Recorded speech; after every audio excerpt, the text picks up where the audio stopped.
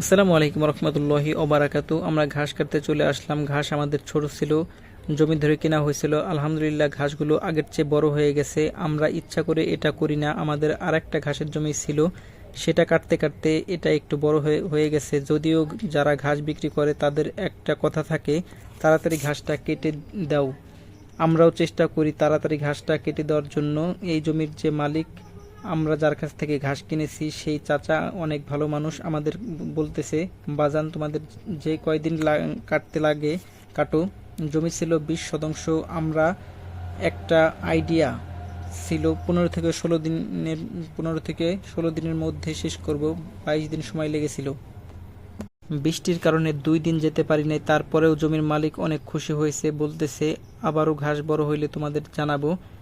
ঘাসটা আমরা বিসমিল্লাহ বলে কাটা শুরু করছি। আমাদের অনেকটাই কাটা হয়ে গেছে। আমার সাথে আমার আব্বা এসেছে। ছোট সময় আব্বার কাজে কথা বললে তোমার কাজ তুমি করো গিয়ে। আমি এখন বুঝি একলা কাজ করাটা কত কঠিন।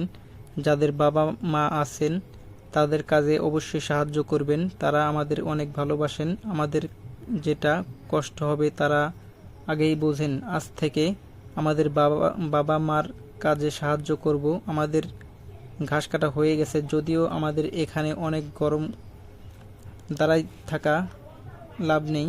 এখান থেকে আগেই যাই। যাওয়ার পথে তিলের গাছ দেখা যাচ্ছে, সবুজের মধ্যে সাদা সাদা ফুলে মাঠটা সাজানো। আমাদের ঘাস গাড়িতে উঠানো হয়ে গেছে। ছাগলগুলো যতক্ষণ এখানে গাড়িতে ঘাস থাকবে ততক্ষণ ও খাবে। আমি দেখি কিছুই বলি না, ওদের জন্যই তো ঘাস। খাবি খা, তুই আর কয়টা ঘাস খাবি।